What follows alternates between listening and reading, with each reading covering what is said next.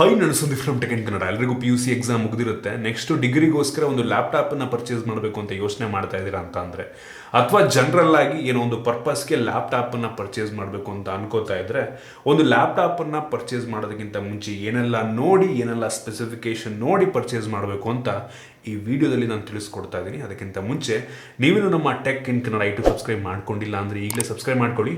ನನ್ನ ವಿಡಿಯೋ ನೋಡುವಂಥ 50-60% ಜನ ಸಬ್ಸ್ಕ್ರೈಬೇ ಆಗಿಲ್ಲ, ಈಗಲೇ ಮಾಡ್ಕೊಳ್ಳಿ ಮತ್ತು ಬೆಲ್ಲೈಕನ್ ಕೂಡ ಕ್ಲಿಕ್ ಮಾಡಿ. ಫಸ್ಟ್ ಆಫ್ ಆಲ್, ನೀವು ಲ್ಯಾಪ್ಟಾಪನ್ನು ಪರ್ಚೇಸ್ ಮಾಡೋದಕ್ಕಿಂತ ಮುಂಚೆ ನಿಮಗೆ ಲ್ಯಾಪ್ಟಾಪ್ನ ಅವಶ್ಯಕತೆ ಇದೆಯಾ ಅಂತ ಫಸ್ಟ್ ತಿಳ್ಕೊಳ್ಳಿ, ಆಯಿತಾ. ನೀವೇನಾದರೂ ಮನೆಯಲ್ಲೇ ಕೂತ್ಕೊಂಡು ಕೆಲಸ ಮಾಡೋದಾದರೆ, ಮನೆಯಲ್ಲೇ ಕಂಪ್ಯೂಟರ್ ಅವಶ್ಯಕತೆ ಇದೆ ಅಂತಂದರೆ ಲ್ಯಾಪ್ಟಾಪನ್ನು ಯಾವುದೇ ಕಾರಣಕ್ಕೂ ಪರ್ಚೇಸ್ ಮಾಡೋದಕ್ಕೆ ಹೋಗಬೇಡಿ. ಒಂದು ಡೆಸ್ಕ್ಟಾಪನ್ನು ಪರ್ಚೇಸ್ ಮಾಡಿ. ನೀವು ತುಂಬ ಓಡಾಡಿಕೊಂಡು ಕಾಲೇಜು ಅಥವಾ ಬೇರೆ ಇನ್ನೆಲ್ಲೋ ಹೊರಗಡೆ ಕೂತ್ಕೊಂಡು ನೀವು ಕೆಲಸ ಮಾಡಬೇಕು ಅಂದರೆ ನಿಮಗೆ ಲ್ಯಾಪ್ಟಾಪ್ನ ಅವಶ್ಯಕತೆ ಇರುತ್ತೆ. ಏನಕ್ಕೆ ಡೆಸ್ಕ್ಟಾಪ್ ಬೆಟರ್ ಅಂತ ಅಂದರೆ, ನೀವು ಏನು ಬೆಲೆ ಕೊಡ್ತೀರಾ ಅದಕ್ಕೆ ಪರ್ಫಾರ್ಮೆನ್ಸ್ ಜಾಸ್ತಿ ಇರುತ್ತೆ ಡೆಸ್ಕ್ಟಾಪ್ಗಳಲ್ಲಿ. ಆದರೆ ಲ್ಯಾಪ್ಟಾಪಲ್ಲಿ ನೀವು ಕೊಡುವಂಥ ಬೆಲೆಗೆ ಅಷ್ಟೊಂದು ಪರ್ಫಾರ್ಮೆನ್ಸ್ ನಿಮಗೆ ಸಿಗೋದಿಲ್ಲ. ಸೊ ಡೆಸ್ಕ್ಟಾಪ್ ತುಂಬ ಪವರ್ಫುಲ್ ಆಗಿರುತ್ತೆ. ಅದರಿಂದ ಪ್ರಿಫರಬಲಿ ನೀವು ಮನೇಲೇ ಕೂತ್ಕೊಂಡು ಕೆಲಸ ಮಾಡೋದಾದ್ರೆ ಡೆಸ್ಕ್ಟಾಪ್ ಇದ್ದರೆ ತುಂಬ ಒಳ್ಳೆಯದು. ನಿಮಗೆ ಲ್ಯಾಪ್ಟಾಪ್ ಬೇಕೇ ಬೇಕು, ನಾನು ಮನೇಲಲ್ಲೇ ಅಲ್ಲಿ ಇಲ್ಲಿ ಎಲ್ಲ ಕಡೆ ಓಡಾಡ್ಕೊಂಡು ಕೆಲಸ ಮಾಡ್ತೀನಿ, ನನಗೆ ಲ್ಯಾಪ್ಟಾಪ್ ಬೇಕು ಅಂದರೆ ಅಂಥವ್ರು ಲ್ಯಾಪ್ಟಾಪನ್ನು ಪರ್ಚೇಸ್ ಮಾಡ್ಬೋದು. ಜೊತೆಗೆ ನೀವು ಯಾವ ಪರ್ಪಸ್ಸಿಗೆ ಲ್ಯಾಪ್ಟಾಪನ್ನು ಪರ್ಚೇಸ್ ಮಾಡ್ತಾ ಇದ್ದೀರಾ ಅಂತ ಕೂಡ ಫಸ್ಟು ತಿಳ್ಕೊಳ್ಳಿ, ಆಯಿತಾ. ಸೊ ಕೆಲವು ಜನ ಒಂದು ನಾರ್ಮಲ್ ಬೇಸಿಕ್ ಯೂಸಿಗೆ Microsoft office, excel, world, power point, so basic ಕೆಲಸಗಳಿಗೆ ಕೆಲವು ಜನಕ್ಕೆ ಲ್ಯಾಪ್ಟಾಪ್ ಅವಶ್ಯಕತೆ ಇರುತ್ತೆ.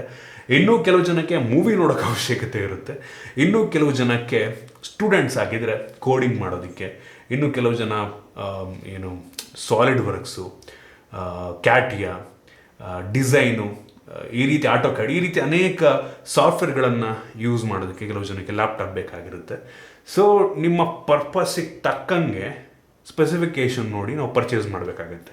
ನೀವು basic Microsoft world office use ಮಾಡೋರಿಗೆ 1 ಲಕ್ಷ 1.5 ಲಕ್ಷ ರೂಪಾಯಿ ಲ್ಯಾಪ್ಟಾಪ್ ಅವಶ್ಯಕತೆ ಇಲ್ಲ. 25,000 ರೂಪಾಯಿ ಲ್ಯಾಪ್ಟಾಪ್ನಲ್ಲಿ ಕೂಡ ಆರಾಮಾಗಿ ಕೆಲಸವನ್ನು ಮಾಡ್ಬೋದು. ನೀವೇನಾದರೂ ಸಾಲಿಡ್ ವರ್ಕ್ಸು, ಆಟೋಕ್ಯಾಡು, ಈ ರೀತಿ ಸ್ವಲ್ಪ ಜಾಸ್ತಿ ಪರ್ಫಾರ್ಮೆನ್ಸ್ ಅವಶ್ಯಕತೆ ಇರುವಂಥ ಸಾಫ್ಟ್ವೇರನ್ನು ನೀವು ಯೂಸ್ ಮಾಡೋದಾದರೆ ಸ್ವಲ್ಪ ಪವರ್ಫುಲ್ ಆಗಿರುವಂಥ ಲ್ಯಾಪ್ಟಾಪ್ ನೀವು ಪರ್ಚೇಸ್ ಮಾಡಬೇಕಾಗತ್ತೆ.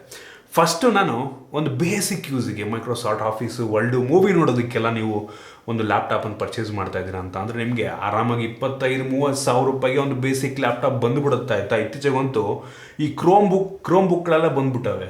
15,000 ರೂಪಾಯಿಗೆಲ್ಲ ಬೇಸಿಕ್ ಲ್ಯಾಪ್ಟಾಪ್ ಸಿಗ್ತವೆ. ಕ್ರೋಮ್ ಬುಕ್ ಪ್ರಿಫರಬಲಿ ಯಾರು ಪರ್ಚೇಸ್ ಮಾಡೋದಕ್ಕೆ ಹೋಗಬೇಡಿ. ಏನಕ್ಕೆ ಅಂದರೆ ತುಂಬ ಬೇಸಿಕ್ ಅದರಲ್ಲಿ. ಹೌದು, ನೀವು ಅದರಲ್ಲಿ ಆ್ಯಂಡ್ರಾಯ್ಡಿಗೆ ಸಪೋರ್ಟ್ ಆಗುವಂಥ ಏನು ಅಪ್ಲಿಕೇಶನ್ ಇದೆ ಮೈಕ್ರೋಸಾಫ್ಟ್ ಆಫೀಸಿಂದು, ಅದನ್ನು ಯೂಸ್ ಮಾಡ್ಕೊಬೋದು. ಫುಲ್ ಕೆಪಬಿಲಿಟೀಸ್ ಅದರಲ್ಲಿ ಇರೋದಿಲ್ಲ, ಆಯಿತಾ. ಆ್ಯಂಡ್ರಾಯ್ಡ್ ಫೋನ್ ಯೂಸ್ ಮಾಡೋದಂಗೆ ಲ್ಯಾಪ್ಟಾಪ್ ಅಷ್ಟೇ. ಮೂವಿ ನೋಡೋದಕ್ಕೆಲ್ಲ okay, but still preferably Windows ಲ್ಯಾಪ್ಟಾಪನ್ನು ನೀವು ಪರ್ಚೇಸ್ ಮಾಡಿದ್ರೆ ತುಂಬ ಒಳ್ಳೆಯದು.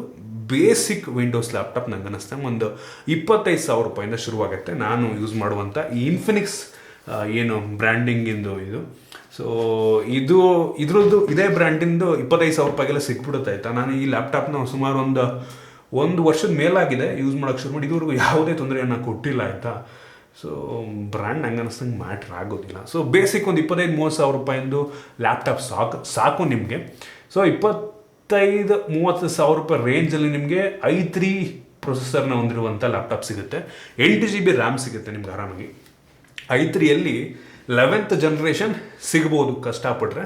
12th ಜನರೇಷನ್ ಸ್ವಲ್ಪ ಕಷ್ಟ, ಬೆಲೆ ಸ್ವಲ್ಪ ಜಾಸ್ತಿ ಆಗುತ್ತೆ. 30 ಸಾವಿರ ರೂಪಾಯಿ ಒಳಗೆ 11th ಜನರೇಷನ್ ಕಷ್ಟಪಟ್ಟರೆ ಸಿಗುತ್ತೆ.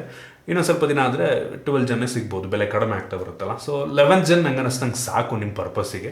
i3 ಮೂವಿ ನೋಡೋದಕ್ಕೆ, ಮೈಕ್ರೋಸಾಫ್ಟ್ ಆಫೀಸು, ಒಳ್ಳೆ ಬೇಸಿಕ್ ಕೆಲಸಗಳಿಗೆ ಹೇಳ್ತಾ ಇದ್ದೀನಿ ನಾನು, ಆಯಿತಾ. ಸೊ ಇದನ್ನು ಬಿಟ್ಟರೆ 8 GB ರ್ಯಾಮು, DDR4 ಸಿಗುತ್ತೆ ನಿಮಗೆ. ಈ ಪ್ರೈಸಲ್ಲಿ DDR5 ಸಿಗೋದಿಲ್ಲ. ನಂತರ ಇಂಟರ್ನಲ್ ಸ್ಟೋರೇಜು ನಿಮಗೆ ಆಪ್ಷನಲ್ಲು, ಅದರಲ್ಲೂ SSD ತಗೊಳ್ಳಿ. HDD ಯಾರೂ ಕೊಡ್ತಿಲ್ಲ, ಈ ಹಾರ್ಡ್ ಡ್ರೈವ್ಸನ್ನು ಯಾರೂ ರೀಸೆಂಟ್ ಲ್ಯಾಪ್ಟಾಪ್ಸ್ಗಳಲ್ಲಿ ಕೊಡ್ತಿಲ್ಲ. ಸೊ SSD ಇರುತ್ತೆ ಆಬ್ವಿಯಸ್ಲಿ. ಸ್ವಲ್ಪ ಹೈ ಸ್ಪೀಡ್ SSDಯನ್ನು ನೀವು ತೊಗೊಬೇಕಾಗತ್ತೆ. ಮತ್ತು ಉಳಿದಿದ್ದೆಲ್ಲ ಒಂಥರ ಆಪ್ಷನಲ್, ಆಯಿತಾ. ನಿಮಗೆ ಡಿಸ್ಪ್ಲೇ ಎಷ್ಟು ಸೈಜ್ ಬೇಕು ಅದು ಆಪ್ಷನಲ್ಲು.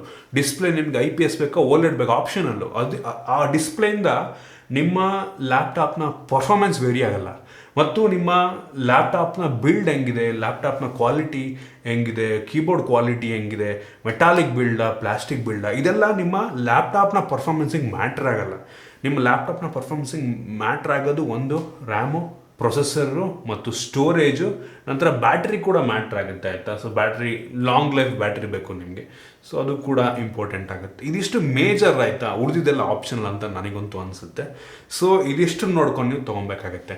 ನೆಕ್ಸ್ಟು ಸ್ವಲ್ಪ ಹೆವಿ ಪರ್ಫಾರ್ಮೆನ್ಸ್ ಯೂಸರ್ ಆಗಿದ್ದರೆ, ಗೇಮನ್ನು ಆಡ್ತೀರಾ ಅಥವಾ ಈ ಏನು ಹೇಳಿದೆ ನಾನು, ಡಿಸೈನ್ ಸಾಫ್ಟ್ವೇರ್ಗಳನ್ನ ಯೂಸ್ ಮಾಡ್ಬೇಕು ನೀವು, ಆ ರೀತಿ ನಿಮಗಿದ್ರೆ ಪರ್ಪಸ್ ಇದ್ದರೆ ಸ್ವಲ್ಪ ಪವರ್ಫುಲ್ ಆಗಿರುವಂಥ ಲ್ಯಾಪ್ಟಾಪ್ ತೊಗೊಂಡ್ರೆ ಒಳ್ಳೆಯದು. ಮಿನಿಮಮ್ i5 ಪ್ರೊಸೆಸರ್ ಇದ್ದರೆ ಒಳ್ಳೆಯದು. i5 12th ಜನ್ ಇದ್ದರೆ ತುಂಬ ಒಳ್ಳೆಯದು. So i5 12th Jan laptop ಬೇಕು ಅಂದರೆ ನಂಗೆ ಅನ್ನಿಸ್ತಂಗೆ ಒಂದು 40-45 ಸಾವಿರ ರೂಪಾಯಿ ಆಗುತ್ತೆ ನಿಮಗೆ ಲ್ಯಾಪ್ಟಾಪ್ನ ಬೆಲೆ.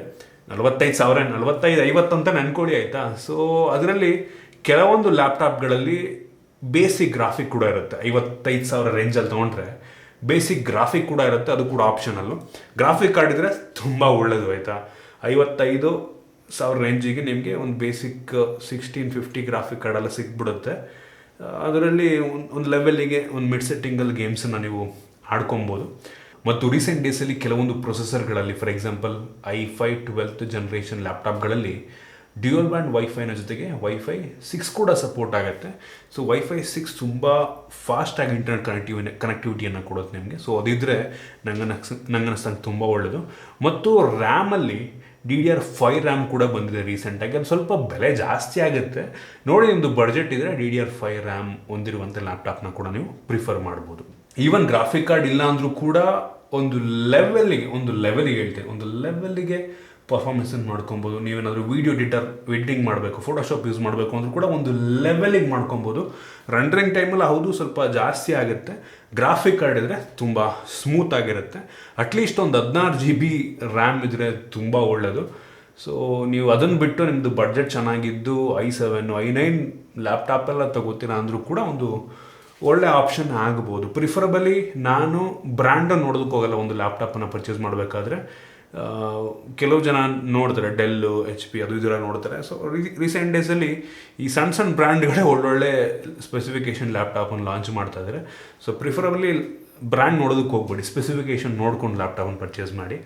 ಜೊತೆಗೆ OS ರೀಸೆಂಟಾಗಿ ಅವರೇ ಫ್ರೀಯಾಗಿ Windows 11 ಎಲ್ಲ ಕೊಡ್ತಾ ಇದ್ದಾರೆ. ಕೆಲವೊಂದು ಸಲ ಲೋಕಲ್ ಶಾಪಲ್ಲೆಲ್ಲ ನೀವು ತೊಗೊಳೋದಕ್ಕೆ ಹೋದರೆ ಹೇಳ್ತಾರೆ ಆಯಿತಾ, Windows 11 ಸಾಫ್ಟ್ವೇರ್ ನೀವು ಸಪ್ರೇಟಾಗಿ ಪರ್ಚೇಸ್ ಮಾಡಬೇಕಾಗುತ್ತೆ, ಇಷ್ಟು ರೂಪಾಯಿ ಆಗುತ್ತೆ ಅಷ್ಟು ರೂಪಾಯಿ ಆಗುತ್ತೆ ಅಂತ. ಅವಶ್ಯಕತೆ ಇಲ್ಲ. Windows 11 ಫ್ರೀಯಾಗೇ ಸಿಗುತ್ತೆ ರೀಸೆಂಟ್ ಡೇಸಲ್ಲಿ ಆಯಿತಾ. ಅವ್ರು ಸುಮ್ಮನೆ ದುಡ್ಡು ಮಾಡೋದಕ್ಕೆ ಆ ರೀತಿ ಅಂತಾರೆ ಅಷ್ಟೇ, ಬೇರೆ ಇನ್ನೇನೂ ಇಲ್ಲ. ಸೊ ಈ ಪರ್ಪಸ್ಸಿಗೆ ನೀವು ನೋಡಿ ಗ್ರಾಫಿಕ್ ಕಾರ್ಡ್ ಇರೋದನ್ನು ಬೇಕಾದ್ರೆ ಪರ್ಚೇಸ್ ಮಾಡ್ಬೋದು. ವೀಡಿಯೋ ಎಡಿಟರ್ಗಳಿಗೂ ಅಷ್ಟೇ, ವೀಡಿಯೋ ಎಡಿಟಿಂಗಿಗೆ ಅಥವಾ ಒಂದು ಫೋಟೋಶಾಪ್ ಅದು ಇದು ಸಾಫ್ಟ್ವೇರ್ ಯೂಸ್ ಮಾಡೋದಕ್ಕೆ ನಂಗೆ ಅನ್ನಿಸ್ತಂಗೆ ಗ್ರಾಫಿಕ್ ಕಾರ್ಡ್ ಬೇಕೇ ಬೇಕಾಗುತ್ತೆ ಆಯಿತಾ. ಇಲ್ಲಾಂದರೂ ಮಾಡ್ಬೋದು, ಸ್ವಲ್ಪ ಸ್ಟ್ರಗಲ್ ಮಾಡಬೇಕಾಗತ್ತೆ, ಲ್ಯಾಗಿ ಅನಿಸುತ್ತೆ. ಸೊ ಮಿನಿಮಮ್ ಈ ಸ್ಪೆಸಿಫಿಕೇಷನ್ ತೊಗೊಂಡ್ರೆ ತುಂಬ ಒಳ್ಳೆಯದು, ಇದು ನನ್ನ ಅಭಿಪ್ರಾಯ. ನೆಕ್ಸ್ಟು ನಾನೇನಾದರೂ ಒಂದು ಲ್ಯಾಪ್ಟಾಪನ್ನು ಪರ್ಚೇಸ್ ಮಾಡಬೇಕು ಅಂತ ಅನ್ಕೋತಾ ಇದ್ದೀನಿ ಅಂತ ಅಂದರೆ ನಾನು ಮ್ಯಾಕ್ಬುಕ್ ತೊಗೊಂಡ್ಬಿಡ್ತೀನಿ ಆಯಿತಾ. ಏನಕ್ಕೆ ಅಂದರೆ ಈ ವಿಡಿಯೋ ಎಡಿಟಿಂಗ್ ಪರ್ಪಸ್ಸಿಗೆಲ್ಲ ರೀಸೆಂಟಾಗಿ ಬಂದಿರುವಂಥ ಆಪಲ್ ಅವ್ರದ್ದು M2 ಚಿಪ್ಪು ಬೆಂಕಿ ಇದೆ. ಅವ್ರದ್ದು ಮ್ಯಾಕ್ಬುಕ್ ಏರೇ ಹೆವಿ ಪರ್ಫಾರ್ಮೆನ್ಸನ್ನು ಕೊಡುತ್ತೆ. ಸೊ ಆರಾಮಾಗಿ ಅದರಲ್ಲಿ FCP ಎಲ್ಲ ವಿತೌಟ್ ಲ್ಯಾಗ್ ಎಡಿಟಿಂಗ್ ಮಾಡ್ಕೊಬೋದು. 4K ಪಟ್ ಅಂತ ರೆಂಡರ್ ಆಗಿಬಿಡುತ್ತೆ. ಹೆವಿ ಪವರ್ಫುಲ್ ಆಗಿರುವಂಥ ಲ್ಯಾಪ್ಟಾಪು. ಅದರಲ್ಲಿ ಹೌದು ಗೇಮಿಂಗ್ ಸಪೋರ್ಟ್ ತುಂಬ ಜಾಸ್ತಿ ಇಲ್ಲ ಮ್ಯಾಕಿಗೆ, ಬಟ್ ಸ್ಟಿಲ್ ಎಷ್ಟು ಸ್ಮೂತ್ ಆಗಿರುತ್ತೆ ಅಂತ ಅಂದರೆ, ಎಷ್ಟು ಲಾಂಗ್ ಟರ್ಮ್ ಯೂಸ್ ಮಾಡ್ಬೋದು ನಾವು ಅಂತ ಅಂದರೆ, ಈ ವಿಂಡೋಸ್ ಲ್ಯಾಪ್ಟಾಪೆಲ್ಲ ನಾವು ಒಂದು 2 ವರ್ಷ ಯೂಸ್ ಮಾಡಿಬಿಟ್ರೆ ಕಿತ್ಕೊಂಡು ಲ್ಯಾಗ್ ಆಗ್ತಿರುತ್ತೆ. ಹೆವಿ ಹಿಂಸೆ ಅನಿಸ್ಬಿಡುತ್ತೆ ಆಯಿತಾ ವಿಂಡೋಸ್ ಲ್ಯಾಪ್ಟಾಪ್ಗಳು. ಬಟ್ ಮ್ಯಾಕ್ಬುಕ್ಕನ್ನು ನಾವು ಯೂಸ್ ಮಾಡೋದು ಲಿಟ್ರಲಿ ನಾನು ಸುಮಾರು 6-7 ವರ್ಷ ಆಗಿದೆ ಒಂದು ಲ್ಯಾಪ್ಟಾಪ್ನ ಪರ್ಚೇಸ್ ಮಾಡಿ ಮ್ಯಾಕ್ಬುಕ್ಕು. ಈಗಲೂ ಕೂಡ ಸ್ಮೂತಾಗಿ ಕೆಲಸವನ್ನು ಮಾಡುತ್ತೆ, ಈಗಲೂ ಕೂಡ ಸಾಫ್ಟ್ವೇರ್ ಅಪ್ಡೇಟ್ ಬರುತ್ತೆ. ಸೊ ಮ್ಯಾಕಲ್ಲಿ ಆಪಲ್ನವರು ತುಂಬ ಜಾಸ್ತಿ ವರ್ಷ ಸಾಫ್ಟ್ವೇರ್ ಸಪೋರ್ಟನ್ನು ಕೊಡ್ತಾರೆ ಮತ್ತು ತುಂಬ ಜಾಸ್ತಿ ವರ್ಷ ನಾವು ಲ್ಯಾಪ್ಟಾಪನ್ನು ಯೂಸ್ ಮಾಡ್ಬೋದು. ಸೊ ಇನ್ ಕೇಸ್ ನೀವು ಗೇಮರಲ್ಲ, ಒಂದು ನಾರ್ಮಲ್ ಯೂಸಿಗೆ, ಮೂವಿ ನೋಡೋದಕ್ಕೆ ಅಥವಾ ಕೆಲವೊಂದು ಬೇಸಿಕ್ ಸಾಫ್ಟ್ವೇರ್ನ ಯೂಸ್ ಮಾಡೋದಕ್ಕೆ, ವೀಡಿಯೋ ಎಡಿಟಿಂಗ್ ಪರ್ಪಸ್ಸಿಗೆ ಲ್ಯಾಪ್ಟಾಪ್ ಬೇಕು ಅಂದರೆ ಪ್ರಿಫರಬಲಿ ಮ್ಯಾಕ್ಬುಕ್ ತೊಗೊಂಡ್ರೆ ತುಂಬ ಒಳ್ಳೆಯದು. ನಾನು ನಿಮಗೆ ಯೂಟ್ಯೂಬ್ ಪ್ರಾಡಕ್ಟಾಗಿ ಹಾಕ್ತೀನಿ, ಒಂದ್ಸಲ ಚೆಕ್ ಮಾಡಿ ನೋಡಿ ಆಯಿತಾ. ನೀವು ಪರ್ಚೇಸ್ ಮಾಡಬೇಕು ಅನ್ನೋದು ಮಾಡ್ಬೋದು. M2 ಚಿಪ್ಪಿನಂತೂ ಹೆವಿ ಪವರ್ಫುಲ್ ಆಗಿದೆ. ಹೌದು ಬೆಲೆ ಸ್ವಲ್ಪ ಜಾಸ್ತಿ, ಬಟ್ ನಿಮ್ಗೆ ಹೆವಿ ಲಾಂಗ್ ಟರ್ಮ್ ಯೂಸಿಗೆ ಸಖತ್ತಾಗಿರುತ್ತೆ. ಇದು ನನ್ನ ಹಾನೆಸ್ಟ್ ಒಪಿನಿಯನ್ನು. ನಾನು ವಿಂಡೋಸ್ ಯೂಸ್ ಮಾಡಿದ್ದೀನಿ, ವಿಂಡೋಸ್ ಲ್ಯಾಪ್ಟಾಪ್ ಇದೆ, ನಂತರ ಮ್ಯಾಕ್ಬುಕ್ ಇದೆ, 2 ಯೂಸ್ ಮಾಡಿ ಈ ಒಂದು ಕನ್ಕ್ಲೂಷನಿಗೆ ಬರ್ತಾ ಇದ್ದೀನಿ. ಸೊ ಯೋಚನೆ ಮಾಡಿ, ಬಡ್ಜೆಟ್ ಜಾಸ್ತಿ ಹಾಕಿ ಮ್ಯಾಕ್ಬುಕ್ ತೊಗೋತೀರಾ, ನಂಗೆ ಅಷ್ಟೊಂದು ಬಡ್ಜೆಟ್ ಅಲ್ಲ ಅಂದ್ಬಿಟ್ಟು ಒಂದು 30,000 ಕೊಟ್ಟು ವಿಂಡೋಸ್ ಲ್ಯಾಪ್ಟಾಪ್ ತೊಗೋತೀರಾ ಅಂತ. ಸೊ ಇಷ್ಟು ಈ ಒಂದು ಇನ್ಫಾರ್ಮೇಷನ್ ನಿಮಗೆ ಯೂಸ್ಫುಲ್ ಆಗಿದೆ ಅಂತ ಅನ್ಕೋತೀನಿ. ಏನಾದರೂ ಡೌಟ್ ಇದ್ದರೆ ಕಾಮೆಂಟ್ ತಿಳಿಸಿ, ನಾನು ಆನ್ಸರ್ ಮಾಡೋದಕ್ಕೆ ಟ್ರೈ ಮಾಡ್ತೀನಿ ಆಯಿತಾ. ಸೊ ನೆಕ್ಸ್ಟು ಡೆಸ್ಕ್ಟಾಪ್ ಪರ್ಚೇಸ್ ಮಾಡೋಕ್ಕಿಂತ ಮುಂಚೆ ಏನು ನೋಡಬೇಕು ಅಂತ ನೆಕ್ಸ್ಟ್ ವೀಡಿಯೋದಲ್ಲಿ ಹೇಳ್ತೀನಿ ನಾನು.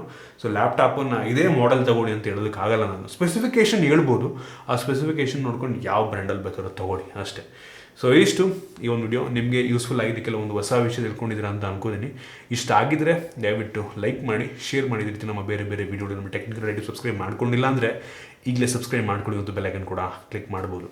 ಸಿಗೋಣ ಮುಂದಿನ ವಿಡಿಯೋದಲ್ಲಿ.